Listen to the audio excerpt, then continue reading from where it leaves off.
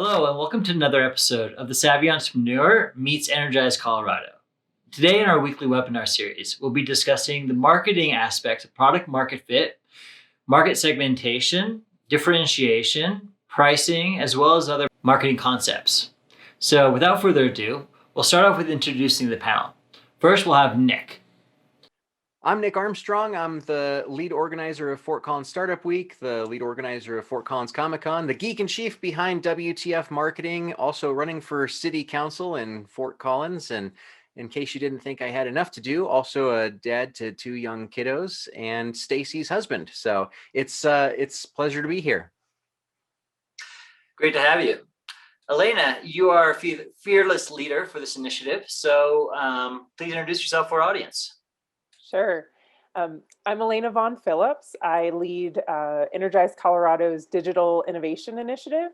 I'm also co-founder and chief development officer of a promising new food tech startup. And I also lead partnerships at a global running startup. So quite involved. And I am wife to husband Eric and a proud dog mom of three husky mixes that keep me quite busy. Awesome. Can't forget the dogs, right? I mean, there are fur babies. Yes, they are. For those of you who have seen Savvy Entrepreneur, you know me, and you probably know my producer, Lachlan. Lachlan is a marketing expert. Lachlan, why don't you introduce yourself? Yes, so I like to think I'm a marketing expert, and I run my own creative studios. I've been working in the creative industry the last 8 years exclusively. So yeah, marketing is kind of my thing. I provide all the content for said marketing, so that's what I love to do, and videos, photos, all that goodness. So that's my jam. Thank you, Lachlan. And I am your host. I am the host also of The Savvy Entrepreneur, adjunct professor at the University of Colorado, CEO of a couple companies, and have been doing this for a very long time. So I don't want to bore you. So without further ado, we'll go into our topic, which is essentially marketing and why your business is better suited for your customer than your competitors. So we're talking about product market fit, we're talking about differentiation, and we're going to be talking about finding your customers on the location where they're actually at. So let's open up the discussion about product market fit, because I think when you have a company, the first thing you want to focus on is understanding whether your product is going to be attractive to customers. So let's start off with Alana, because you have a food product that we can talk about. Sure. So I think one of the really important things to know about, to start with the right questions to begin with. So there's many people have heard of Simon Sinek, and some people haven't, which is shocking to me. But one of the key insights he always tries to convey is to start with why. He has a whole book on it. But the key message that he's trying to get across is that people don't buy what you do, they buy why you do it. So when you're, you have a product, maybe you know very clearly what your product is and why it's important, but you don't necessarily know like why that product is better than any other product. So it's really important to kind of get back to the basics of why does your product exist? Why did you go into business in the first place? And why is it better than what else is out there? Because there's a lot of competition, and frankly, if you don't have a clear why, then your competition is probably going to do better than you are. So I think a really good example is actually Apple. So they first tell us why they exist, to be different. Then they tell us how they want to be different, which is, with their easy to use, beautifully designed products. And then we find out what it is they sell, which is computers, phones, tablets, AirPods. But whenever we think of Apple as a company, we first think of the kind of think different and the beautiful design and the marketing that they do around their products, and then the products are finally the what of what they're trying to sell. And it was very intentional, I think, how they got to that point. So whenever we're looking at trying to get your message across, it's starting with why you went into business in the first place, why you think your product is superior to others, and then it's the what you sell. And I think it's really important to go through that process. Yeah, I think it's interesting that you brought up Apple, because Steve Jobs was notorious for saying that customers don't know what they want, and that you have to give them something that you envision them wanting, because they don't actually know for themselves. And a great example is the iPhone, right? I mean, who knew that we needed iPhones back in the day when we had Razor flip phones, right? I mean, that was the coolest thing in the world at the time, until Steve Jobs educated me and telling me, yes, I do in fact want an iPhone. And I've bought almost every version of it since. So I think this is a good transition to go into market research, because how do you know what your customers want without either being a complete savant like Steve Jobs, or a mere mortal like us have to do market research? Yeah, so actually, if I could jump in, the nice thing of how I've kind of functioned with trying to understand what my clients want is actually I've gone in early on trying to land the client, if you will, trying to hook them in, if you will. What I would try to do there, I was actually offering up some services for free. I would take a few photos at a few events here and there, just to kind of see if they liked them. If they liked them, then great, we could kind of keep that train rolling, see if they wanted more, and then they could pay me. And that's kind of how it worked with one of my bigger clients. I started taking photos at their events, and then I started upgrading. They started paying me for photos. Then they started paying me for videos, and they're like, hey, do you do this design thing? I'm like, yeah, totally. And then they started hiring me for that. And then, yeah, now they're a longtime contract of mine, and I'm loving having landed that, just kind of easing myself in slowly but surely in the free way. Sure, I know marketing people hate hearing the word free, and will you do this for free? But sometimes it's the way to get in the door, unfortunately, and fortunately at the same time, because sometimes it's easy, and it's easy. It might be hard on some of the clients, but hey, you got to do what you got to do. So one important differentiator I'd like to bring up, though, is that Lachlan is a service, which is very different than a product, right? If you were selling, Apple phones, you can't just give away a free Apple phone to someone, right? That doesn't make any sense. However, if you have a service, then you can give away free, trials. That's really big in the fitness industry. If you have a fitness app, almost every single one of them will give you this 30, 60, 90-day free trial to get you hooked, right? So, yeah, I can speak to the product part. I think what's something that's really important when a lot of people have a product business. So in my case, it's a food, it's a topping. And before we started this business, we called around to our potential customers and asked, why don't you have this on your menu? And if it was available, would you buy it? To really understand whether there was a market for it, and turned out there was. So I think that's really important. A lot of people miss that step of actually talking to customers or potential customers. Even if you've been in a business for a long time, it's really easy to stop talking to your customers for some reason, and stop getting that feedback and understanding, what it is that they come back to your business for, why they, continue to eat at your restaurant, or, buy your goods. And it's really critical to develop a practice around talking with your customers, and potential customers too, of like being proactive and finding people that you would like to come to your business and talk to them. And you can do that in a lot of different ways. Yeah, that's a great point, Alana. One of those ways is market research. Nick, not sorry to put you on the spot, but do you want to talk about a little bit about surveys and focus groups?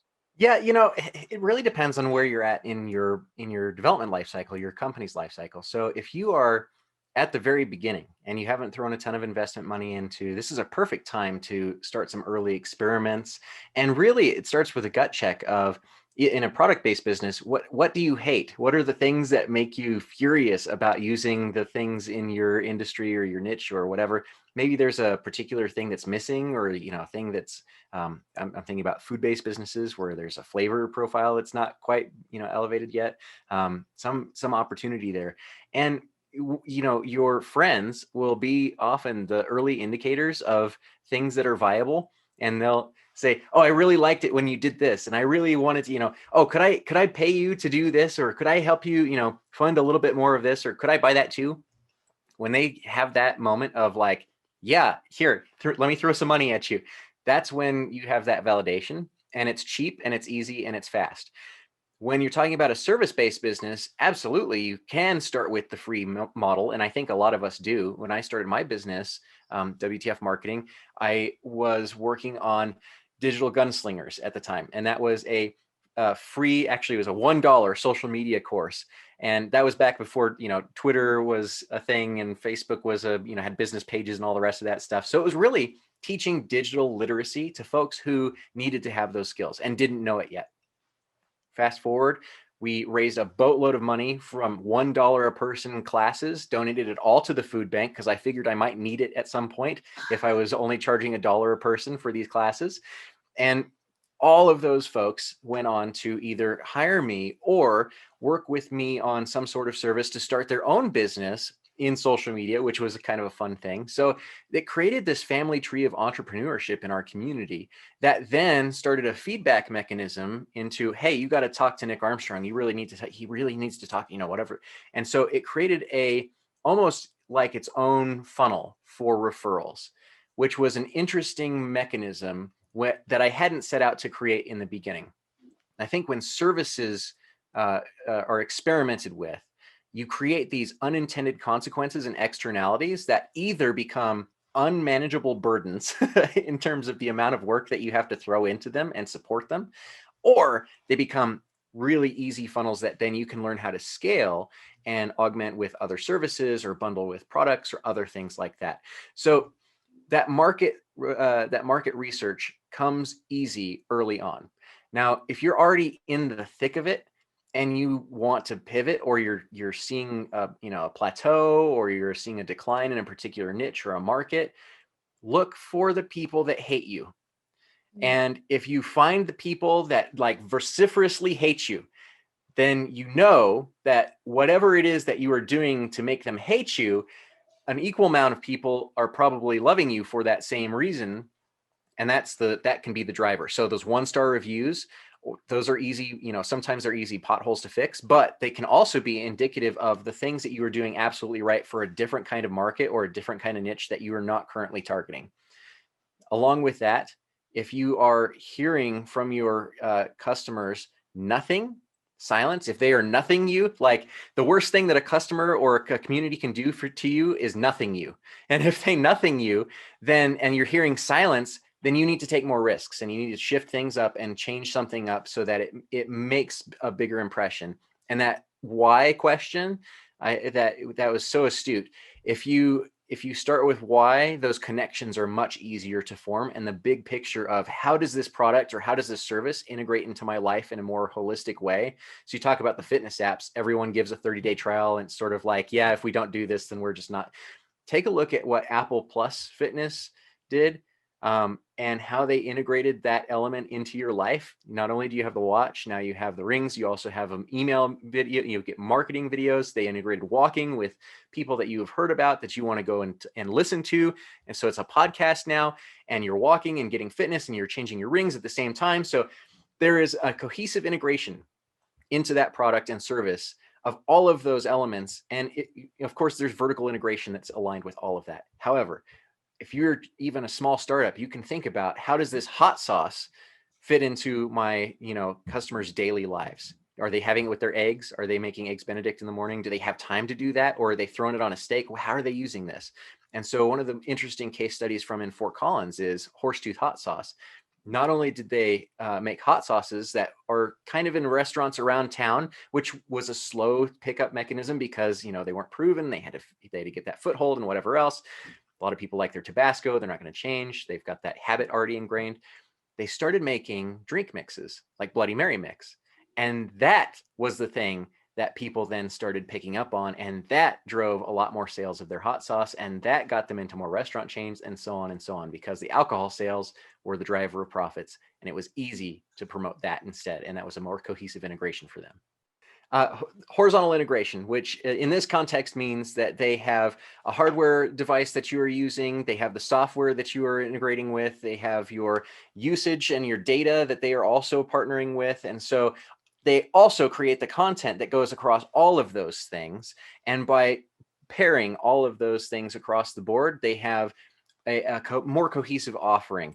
Now, it's not possible in every single industry, but in this case, and with Apple having the funding that they do and the access to technology that they do and the programmers and everything else, it makes sense for them to continue to bundle those things in. And you see this in larger industries. For smaller businesses, where you see it is in partnerships, or with service-based businesses, it's in working with different organizations or events or other things like that. So a photographer might be natural pair with a comic convention, you know, those types of things where integration can be achieved with a partnership. Complementary goods and services. That's the key for horizontal integration. Absolutely. Cool. Let's talk about market research, a more classical market research. Focus groups and surveys. For those of you who aren't familiar, classically, a focus group is between 7 and 12 people that you have about 45 to an hour and a half to 2 hours with, and they're usually paid. You give gift cards or free services to these individuals for their time, and they give you a bunch of insights. And the way a focus group is run is you have the administrator of the focus group, who is the only person really speaking from the company. Then you have many observers, and those observers have different tasks. They can look at individuals, they can look for different ticks or whatever indicators that you're looking for. So they're the ones who are really observing this. And then you will have, sometimes in a really advanced one, those individuals who are observing are behind class, and they'll send a message to the person who's administrating the focus group saying, hey, ask this question or dig into that. And it's a really fun process. If you've never done it before, I highly recommend you get a experienced market research person to help you with that. But let's open it up to the group and talk about your guys' experiences with focus groups. I'd say that it's probably something that small business owners are probably not going to have the funds to be able to do. So you can totally do it. I've done it before. You get pizza, you get 5 pizzas, you get some customers that you are close with. You bring them in and you have 10 people. I mean, I've done it before. It doesn't have to be a lot of money. The problem inherent with that is that there's a silo mentality. So you get into an echo chamber, and your friends who love you already, what you really want is the people who just want to cut you to see you bleed. And you want those folks in that room who absolutely hate your guts, who will, or who are so bluntly honest that's the type you want. Yeah, exactly. Yes. And they're like, this pizza is horrible. It's soggy. I had it. And if you get them on their bad day, then that is when they are perfect to bring into this type of focus group. Yeah, so bars are primarily my main source of, clientele at the moment. So what I've done with bars is actually I bring a lot of people into the bar specifically that have never even heard of the bar at all. And honestly, they always come in there. They are so pleasantly surprised. They're just like, oh my God, I love this. Or, I love this drink, or I love this bottle of blankety blank. It's so interesting to see how much you get differentiating opinions based on the types of people you can bring in, based off of, the owners always want to bring in their friends. I'm like, cool, that's fine. You can bring in the friends. But yes, you guys were right in the sense of, yeah, they're only going to say good things. But, I bring in those other people. I've had a few people, like, to be honest, one of my brothers I brought into one of the bars, and he just didn't like any of the liquors, but he had just turned 21, so he's fresh. So it made a little sense. But it was kind of an interesting market research test to at least understand, like, cool, maybe our clientele is not going to be that younger clientele. And that's something we kind of targeted and understood, and we have been thus marketing to not that younger clientele. So it's worked out quite well for us. So yeah. Yeah. Lachlan, you bring up a really good point about target consumers or target customers. So, most businesses try to be all things to all people, and that's really a bad strategy. Like, it's important to figure out who are you trying to cater to, and then those are the people that you want to be getting that feedback from. And it's not that you want to ignore other people's feedback, but if you are a bookstore trying to cater to people who maybe that's a bad example.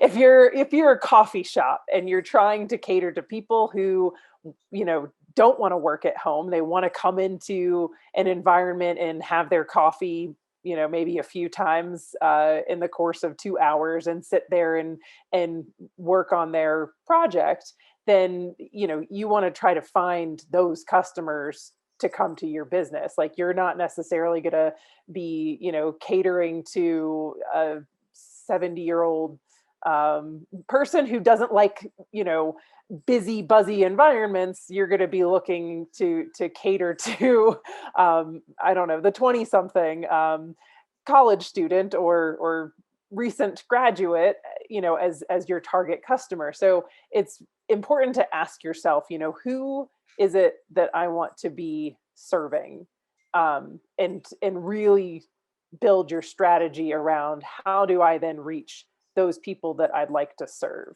And it can't be, I want to serve everyone all the time. That's a hard strategy to do. So now that we've discussed focus groups, let's go to the other side of market research, which is surveys. Now, surveys you can access through secondary research, through someone else who's done a survey that you might be able to get some really good information from, or you can conduct your own survey. Now, conducting your own survey is a little bit more complicated than a focus group because you got to think of everything beforehand. With a focus group, you can think of stuff as it's going on, right? You can get inspiration, like, oh, that's a really interesting thing you said. Let's dive into there deeper. But you can't do that with a survey. So traditionally, you want to keep your survey under about 10 to 15 minutes worth of time to execute. And then you want to make sure that you're not having leading questions or double barrel questions, which is 2 questions in one rather than 1 question per thing that you're trying to figure out. And then the other thing you want to do is when you're tallying this, I love Microsoft Access for this. You can do, if of the people who said yes to this question, then you can say they also said yes to this question, then you can really segment. So let's talk about some of our experiences as marketers in producing and executing on surveys. Nick? Yeah, I mean, typically surveys are used when you're pivoting or when you are trying to discover if there's something else that the customers are using the product or service for, or what the end use of the service is. And so it can give you a really wide swath of data unless you go in with really clear expectations of what you're trying to get out of it. So the best bet for a useful survey is to know exactly what you want to get out of the question and what you're going to do with that data once you have it.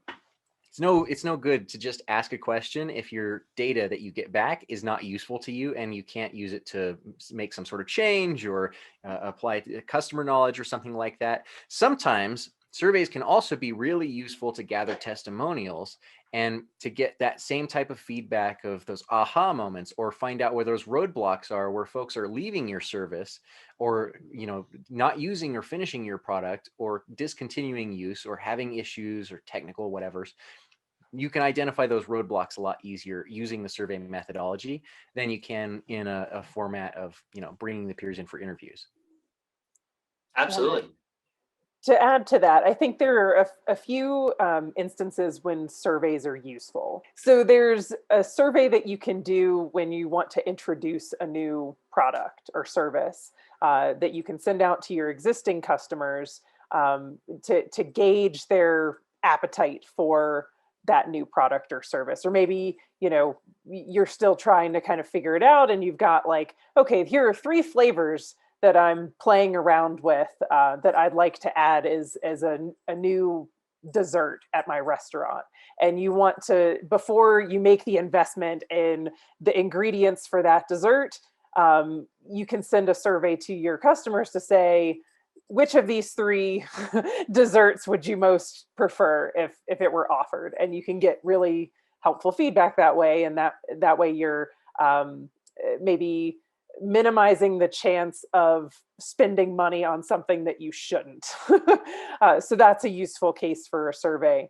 Another useful case for a survey is, like Nick said, to get testimonials and feedback that you can use in your marketing to get more customers to come to your business. So it's really helpful if, after using the restaurant example again, you have a way to get, the classic comment card or better, an email that a guest receives as soon as they've left your restaurant. And they get this email and it says, can you take 5 minutes to give us some feedback? How did we do? What did you love about your meal? And then you can use their responses, because some people are, if they really loved it, they'll write something really helpful that you can then use on your website. You can use, in your marketing to draw more attention to your business and get more customers. And then it starts to snowball from there. And then, like Nick was saying, another example of when you want to use a survey is if somebody's leaving your service. If you haven't heard from a customer in a long time, maybe you want to know why they haven't come back. If you're tracking that information, if you've got a good system to know, I had this customer a year ago and they haven't been back in a year. A survey is a good way to re-engage that customer or understand why they haven't returned, and to get valuable feedback that you can do something about. You find out from them why they haven't returned. Maybe there's maybe they just didn't like the food, but maybe they said, oh, it was really noisy, and you can actually do something about the noise level in your restaurant and say, oh, we fixed that. You should check us out again. And maybe that'll actually help regain some customers that might not have that might have become disengaged with your business. That's a really good point, Alana. So Yelp reviews, Google reviews, all those reviews, they're a goldmine of information that you can, if you're not already utilizing, then I would highly recommend you use that resource. And to Elena's point also, I think that for surveys, we tend to be very dry and ask very scientific minded questions. For instances where your customers are experiencing an issue, whether it's a service or a product-based business, sometimes a 1-question survey that's highly focused along an emotion can be a really revealing exercise. So focusing on what scares you most about XYZ, or what frustrates you most about XYZ. And that can really help identify and pull out some of those easy roadblocks that are getting between you and your customers continuing on long term. The one thing I would add to that is that by having an open-ended question, it's very difficult to tabulate. So if you have thousands of responses, then that's going to be a lot of reading. I prefer to do, something a little easier to tabulate myself. But yeah, you're correct. Yeah. And the advent of that is that only the folks that really care will give you the long-winded answers. So you can sort by character length and then task somebody to do that. And I would also say that for recruitment and employing services, for HR methodologies, pointing those surveys inward to your employees, your partners, and anybody who's your vendors or other things like that that partner with you is a really useful exercise as well, not just pointing these surveys at customers. Yeah, so there's a different, I guess, a different avenue, kind of, at least in regard to surveys, that I would love to bring up as well, which is kind of how I do things for services. So it's actually more in the sake of for the sake of onboarding more than keeping them around. So it's actually making sure that they're an ideal client for me, and also I'm good for them. Like, am I going to be even able to accomplish what they want to accomplish? Like if they want, space photos and video, I can't go up to space. It's not going to be easy. I would love to, but I can't do it. But can I do 4K video, 8K video? Sure. Yeah, I can do that stuff. I can do some of those things that they want, but, I got to make sure that they're going to be able to do that early on before I even bring them on. Because I want to make sure I don't have a headache, and I want to make sure that they don't have a headache. Because if they don't have a headache, I'm pretty confident I'm not going to have a headache. So it's really, just making sure that, you make sure you ask those right questions right off the bat, so that you're able to give, in the services industry at least, give them the best possible product or service. So. Yeah, Totally. that's a great use, especially. It makes me think of like a massage therapist. When I've looked for a massage therapist, some of them have questionnaires, and you can kind of tell right away whether it's like, this seems like a person that's a good fit for what I'm looking for, or no, I think I need to keep looking. So for services, for sure, that's a good way of making sure that you're attracting people that you want to be serving, and maybe steering away people that might be a headache for you. And the other thing I was going to add to that is that, well, there's a few things. There's more informal ways of getting feedback from people, like Facebook groups, especially if you are a local store or shop. A lot of cities, at least where I live in Evergreen, we have a really active Facebook group where you can pose a question and people will chime in with their thoughts. And so it doesn't cost anything. It's pretty easy if people are engaged, in that Facebook group, to get honest feedback from people. Another great tool is Nextdoor, which is an app that's even more hyper local than Facebook. So it's like your neighborhood within a city. And for stores and services, especially, like, that is a great tool to engage with your potential customers, and ask people what do they want to see. If I were to offer this service, or I do offer this service, what would attract you to come, to my business? I mean, I think some of these simple ways of engaging with people, we sometimes just overlook, or we think like, oh, I'm too scared to ask my neighbors what they think. But they'll give honest feedback that could be really useful. And maybe they didn't even know that your business existed. And by posting about it to a Facebook group or to this Nextdoor group, all of a sudden you'll find that you actually have more customers, like, right in your backyard than you even realized. So don't overlook these informal tools for surveying. And cheaper methods too. To Elena's point, I think that you can do simple experiments without overthinking it. As a small business owner, service providers often get stuck in the, well, I use, or I just heard this from a coffee shop the other day. Where, I give a 5% discount to folks who live in my neighborhood. So, and folks just come in and they say they live in the neighborhood, and I don't know how to vet that anymore. And I don't know if it's true. So, my advice was stop doing it and see what they think, because 5% on a cup of coffee is not a lot. So if somebody's going to wig out about a 10 to 15 cent difference, they're not your good customers. They're not your core customers. And being okay with that answer to really figure out when you need to survey and take that time and that cost and that energy and effort to do that as a small business owner can be worth the time of investment of just asking the question. It's a good point. And that actually brings up a bigger issue, which is price elasticity of demand, right? Whether if you increase your price by, let's say, 5 cents or 10 cents, whether you're going to have a corresponding decrease in your customer base. Now, I doubt coffee is, 5 cents is going to move the needle on anyone's cup of coffee. But I mean, TVs and homes, larger ticket items, price elasticity is a big thing to think about. So if you have a high ticket price item, very much think about what your customers are willing to expend.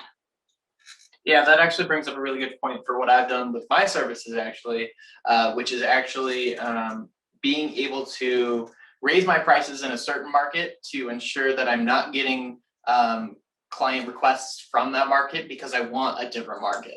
I want like big Denver markets, and I don't want the smaller middle and nowhere towns. I would prefer corporate clients and stuff like that. So things like that are kind of like my focus. But I raise my prices for those clients, for the the middle and nowhere clients, and they're like, oh, no, we're good. We're gonna kind of on that. So it kind of sucks because like I hate saying no or saying like, hey, I'm too expensive or anything like that. But it's based off of what the clientele I know I'm going to be able to deliver really good products for. So you also don't have the overhead and the stress of having to drive out to the middle of nowhere, set up all your gear, and provide those services. And so that mental weight, and it's not just cost that goes into these things, it's also the mental weight of your employees, the social expense that goes into it as well. And so along with that, what I would say is the more that we can build a connection with our customers, the more elastic that price is going to allow. So we can have a wider range of variations, and there will be more forgiving if our suppliers have a price increase that then we have to account for in the cost of the service. One of the interesting things that you brought up, Lachlan, was the filter mechanism of raising your prices to price a particular market out. I found that the name of my business, WTF Marketing, helps folks avoid my services if they don't understand internet vernacular, and if they're not going to have a fun time with the type of humor that I bring to the marketing industry, they will bounce from the name. Now, I've only had that happen outright once. Somehow they got all the way through the contracting phase, and they were like, "That's the name of your business?" Yeah. "Oh, I can't do business with you." Okay, that's fine. And I referred them to some of my, lovely competitors, and they did a wonderful job. But it took them 3 additional years to get the website that they had asked for, as opposed to using the guy who was right there in front of them. So the filters do work, and they're effective mechanisms as long as the context is key. Honest intent is there. The filters can be a good mechanism to use as long as you don't upset somebody who gets past the filter and then says, I still want to hire you. And then you've got that mental weight that you have to bring to bear for it. Yeah. 3 points, because both of you have had such gold in the last few minutes. The first one, I think Nick brought up a really interesting point about how he actually referred this customer to a competitor. And in my experience, anytime I've had somebody that I've gone to about a service, if they couldn't fulfill my need and they referred me to somebody else, that made me refer more people to them or go back to them in another time, when I could use their service. So I think, or product, if you go to a restaurant and they're out of bagels, and that's what you really want that day is, I just want a bagel. And they're like, oh, we're out, but you can go to this other place to get the bagel that you want. I would go back to that place because they were helpful to me. And there is something inherently endearing and helps with fostering that relationship with your customer when you can be genuinely helpful and not be a jerk. and that will give your business a boost. It might not be immediate. You might be turning business down in the short term to gain business in the long term, but that's a really good strategy that, again, people often overlook. So that's important. Another thing, going back to Lachlan's example, there's this thing called the 80-20 rule. And what that means is that 20% of your customers will take up 80% of your time. And it can be in a good way or a bad way. So either there's the 20% of your customers that really spend a lot of business or spend a lot of money on your business, and you really want to keep those customers happy because they make up 80% of your business. There's also, it kind of goes in the opposite direction too, where sometimes it's 20% of the people who are kind of the most problematic will take up 80% of your time. And so those are the customers that you kind of don't necessarily want to keep catering to, because they're taking up 80% of your time to be where you could otherwise be working with customers that actually spend money on your business. So I think that's kind of an important takeaway, is to understand, who are your top customers and how can you make them even happier and continue to enjoy your business, and who are your worst customers, and how can you automate the time that you spend with them, or maybe they don't need to be your customers anymore. Like, again, you don't have to be all things to all people at all times. And another point that I wanted to bring up is, we started to get around this topic of competition. You can compete on price. And that's really, in certain cases, you don't necessarily want to be in the game of competing on price, where, like, I'm the lowest priced coffee shop in town. Like, that's a hard thing, because then another place can come in and be an even lower price competitor, and then it's this race to the bottom. And you're constantly stressing about, well, how can I still make a profit? There's two other ways to compete: quality, where price is less of an issue, and differentiation, which is where, you're so unique and different that people will come to you because of the uniqueness of your product, and not necessarily because of the price of it. So I think those are important things to be thinking about when, you're looking at, like, okay, how do I compare to the competition in in my sphere of influence, and try to pick to compete on quality or differentiation if you can, and that'll help with your business.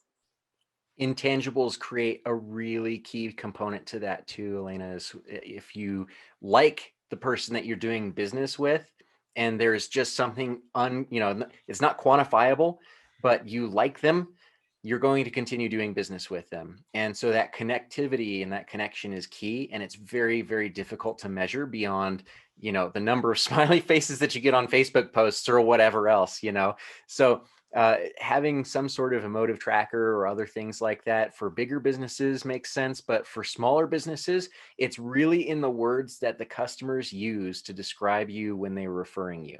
And so if they say, this person is highly accurate, or this person is highly creative, or this person is the best at blank, whatever those drivers are that they are using to describe you, that's the key component of your marketing to them. Because marketing only really exists in your customer's mind. And the more that you have a presence in their mind, the more space that you take up, you want to know what that word is that they're associating with you. Absolutely. A good example is our last webinar with Name.com. I have a huge affinity for Name.com because they've helped me out of tough situations. I've called the customer service and they spent hours helping me. And it's like, yeah, I'm going to refer all my friends to them now, right? So that's a really good point. You don't typically want to compete on price. And a good example of if that is the liquor industry, because you have these massive corporations trying to compete on the lowest end of the product line. Now, if you look at Budweiser and some of those larger beer manufacturers, they actually have their beer as a loss leader because they actually make their money on the CO2, which is a byproduct of the fermentation process, which if you're a smaller producer, you don't have the economies of scale to compete against a Coors, a Bud, or whoever, right? So it's really interesting it's really important to understand the economics of your industry before you decide on what to compete on. Yeah, and I think it's the lower priced item, the worse it is to compete on price. If you're a high priced item, so for instance, I don't know, wine maybe is a better example because if you have like a $35 bottle of wine that's as good as a $65 bottle of wine, then you can compete on price because you probably are still able to make a profit off of that $35 bottle of wine because the cost to produce the wine is probably the same, and maybe one has a bit more brand recognition than the other. But it's like the higher priced item, the more you can get away with competing on being a lower priced item. But you're still trying to kind of say that we're lower priced, but we're of the same quality as this higher priced item, and that's a good way to compete. But if you're already at a low priced item, that's where it gets harder and harder to compete on price. And you really do want to find a way to show that you're a higher quality product or service than your competitors in that case. That's a great point, Lena. And I liked when I talk about this, and the topic is the perceived value based on price, right? So if you compare a Burberry polo shirt versus a Ralph Lauren or Target brand polo shirt, I mean, maybe there's a big of a difference, but I'm not paying $300 extra for a Burberry logo on my shirt.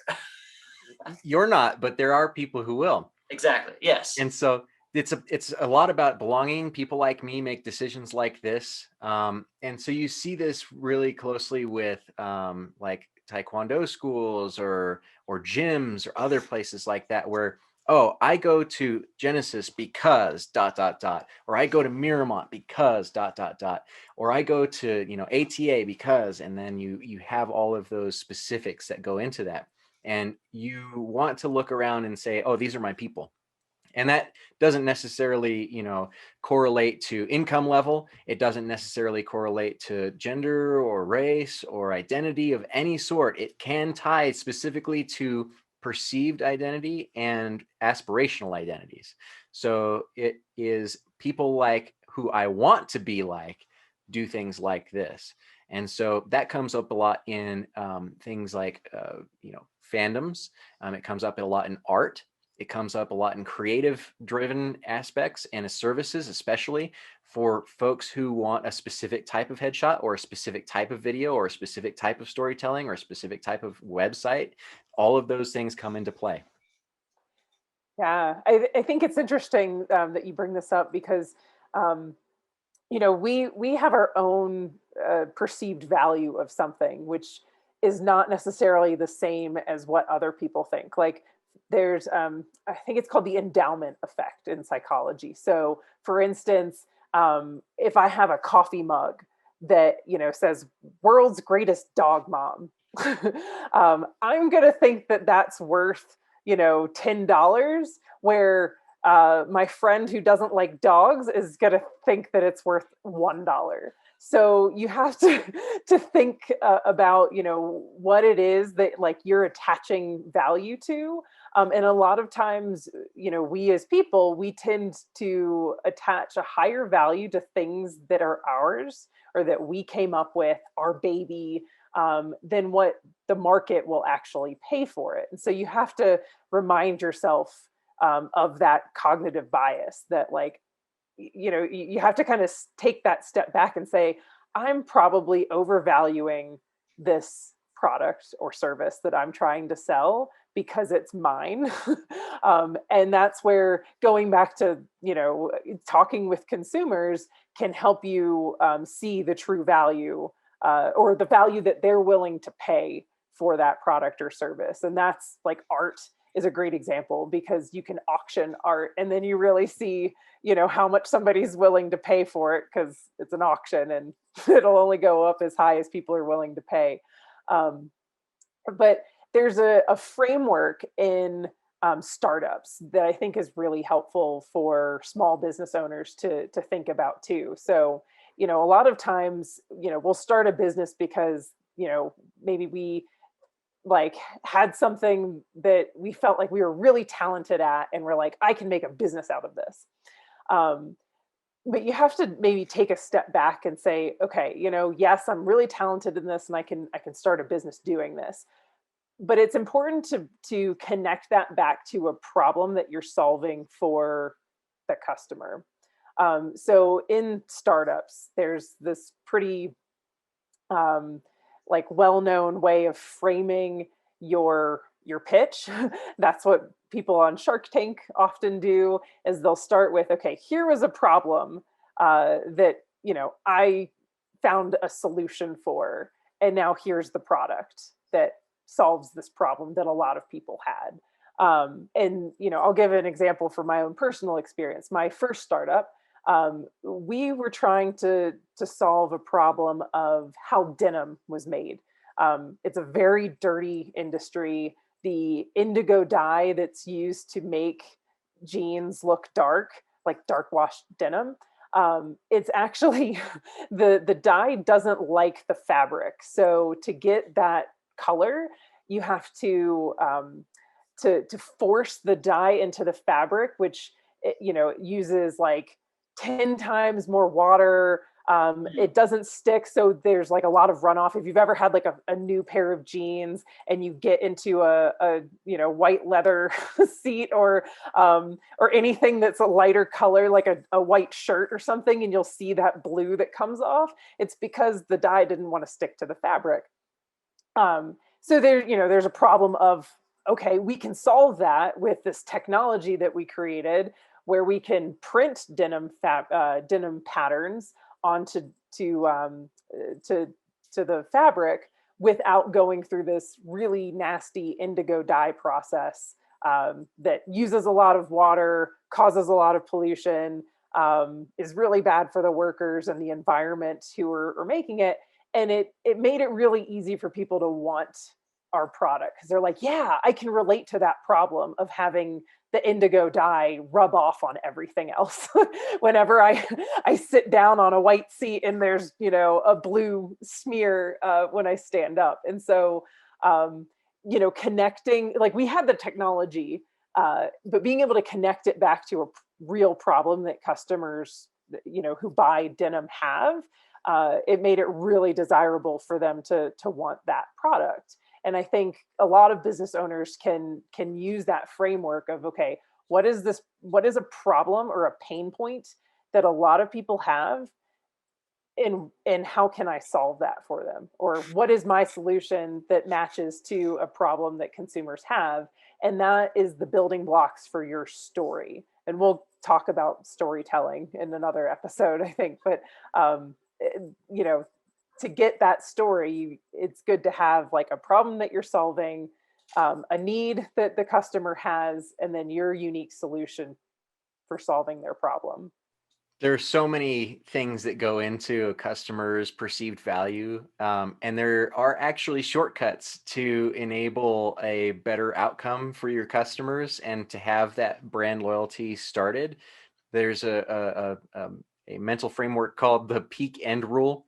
And so whether the experience was good or bad, whatever the peak good or peak bad moment was, plus the end result, so the outcome, those two things combined create your overall lasting impression of whatever it is. So not just a first impression, but on an ongoing basis. So you had a struggle, you had a flat tire, and AAA came out, and they ended up having to tow your car. You couldn't pick up the kids from school or soccer or whatever else, and then you have this horrible outcome where your entire day was ruined, and you are going to negatively associate that forever with AAA.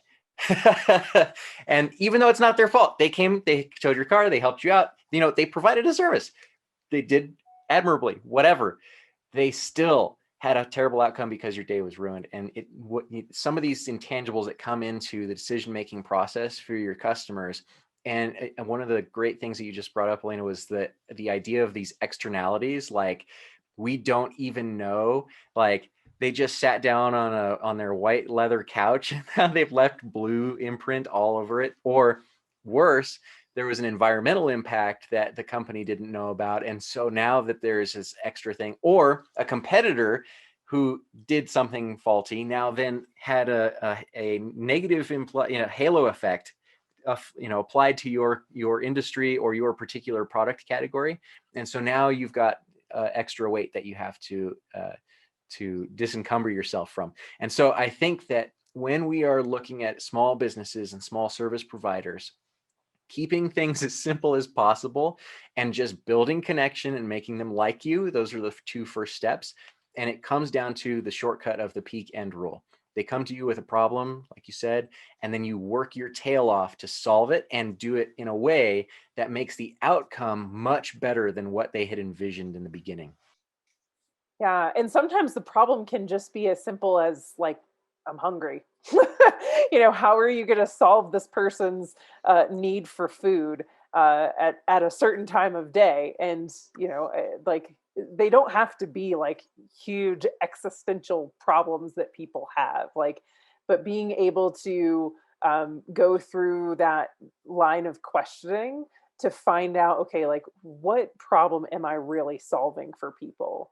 um, and being able to say how you can solve that problem for them faster, cheaper. I know we had that whole conversation around pricing, but sometimes it is the way to differentiate yourself. More enjoyably, like, don't underestimate the power of giving people a good experience as a way to differentiate your solution to their problem, because people will be willing to spend more on. I'll give a great example for this, actually, and you can probably tell that I've got a mane of hair, and I will not go to just any hairdresser to tame the mane. But I've been through a few different hairdressers in the Denver metro area, and we live in Evergreen now. And I go to a particular hairdresser now because I connect with that person, and he's more expensive than competitors, but every time I go to this hairdresser, I feel like I actually learn something about the art and science of haircutting, like the science of layers and hair architecture. Like, it's entertaining for me, and I'm willing to spend the extra $10 or $15 for a haircut from that person over a haircut from somebody that's less expensive but doesn't educate me while I'm getting my haircut, or doesn't entertain me or have a good conversation with me while I'm getting my haircut. Meanwhile, my husband, he'll go to the Sports Clips because it's cheaper than anybody else, and I get on his case a lot about going to a better hairdresser. But you just have to figure out what it is that resonates with the customers that you're trying to attract to your business. And like I said, in some cases that's because you can serve them quicker, you can serve them less expensively, or you can be that that experience that gives them something extra, where they're willing to pay more, they have a higher quality outcome, and that's really important. The most successful businesses from big to small that I've seen look at different matrices for solving these problems than other competitors in their space. So there's a reason you go to Tattered Cover, or there's a reason that you go to Barnes and Noble, and it's for the search as opposed to the I want that particular book. Like, you might walk into a Barnes and Noble or Tattered Cover and say, I want that particular book. You're still going to do the search, and you're going to walk up the long staircase and go and explore, and you're going to smell the books, and you have that experience of almost being in a library.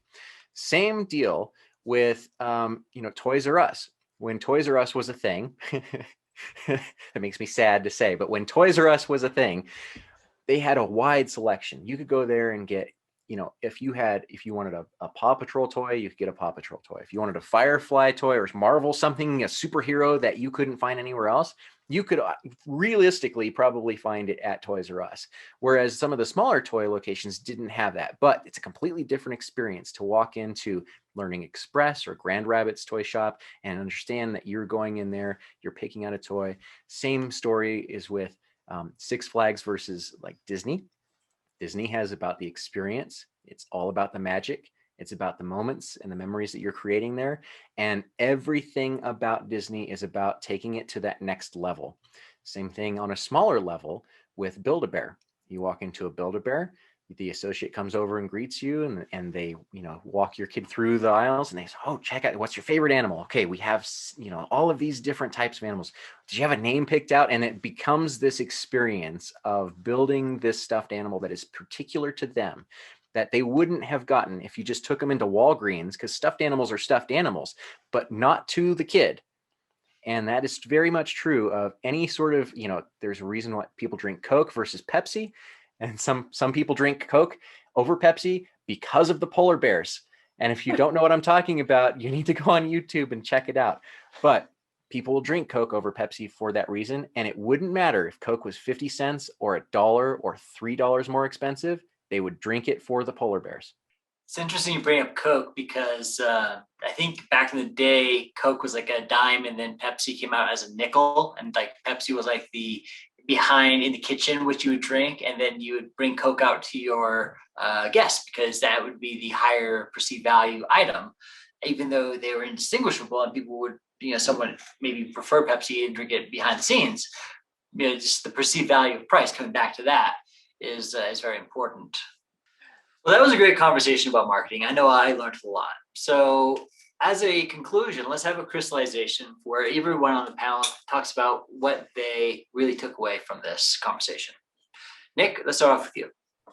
Sure. I think that when we're talking about marketing, it's such a large topic, in particular with all of the different tools that we have at our disposal, whether it's surveying or focus groups or market research and competitor analysis, really to look at those things from an actionable standpoint. For a small business owner, the thing that I always tell my clients is focus on the fastest path to revenue. And whatever those tools are that allow you to get there with the fewest number of externalities, use those. And that often, especially when tied in with some of those intangible metrics, like when you're referring you, what are the words that they're saying? What are the keywords that they're using? What are the emotive words that they're using? What are those one-word surveys coming back as? That can often tell you what your place in the market is, even if you don't already know it. And as always, look for the people that hate you first, because the inverse of that are the people who love you. And if they are nothinging you, that is the worst thing that they can be doing. And you need to be bolder. I think Trump would agree with you.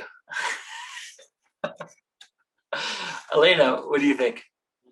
Yeah. So I think a few of the takeaways that I got from this conversation are, really understanding your why for existing, and not just the what you sell. So, to give an example, like if you're a restaurant, maybe your why is to feed people's souls, to be the best empanada maker, in Colorado, because there aren't a lot of those. And then you can say, how am I going to do that? By making the best empanadas in Colorado. And then the what is the empanada. So going through that process of like, what is the deeper reason for your existence, I think will help you start to connect with the consumers that you're trying to reach. The other thing is like understanding, who do you want to be trying to reach as a business? Who are your ideal customers? Ask yourself those questions. And then again, like, don't be afraid to talk to consumers.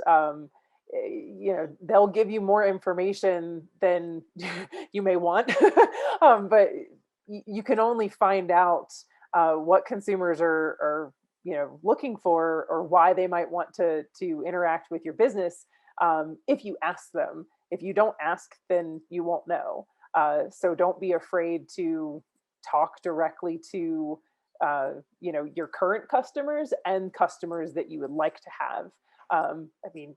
Be bold and ask in a grocery store, hey, what do you think about this? Or ask on one of these other methods, the email survey or Facebook group or Nextdoor app. There's lots of ways to communicate with people, even in these, COVID times where we're still socially distancing and not able to necessarily hold an in-person focus group. There are other ways of communicating with your customers. And then the other thing is that perceived value of understanding that you probably are overvaluing the thing that you might be trying to sell. And the way to break that bias is to talk to customers and try to understand, how much are they willing to pay for this service, or again, asking good questions. Lachlan, what were your takeaways? Yeah, my big takeaways were definitely with that why. I think, I read the book too. I have it sitting on my desk at home.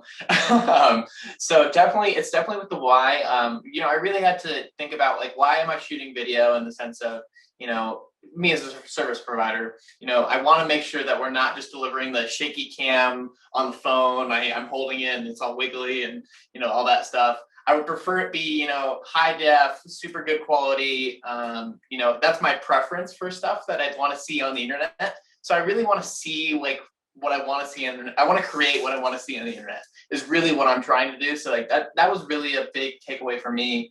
Just making sure that, you're putting out there what you want to see exist. So that's really my big takeaway, I'd say.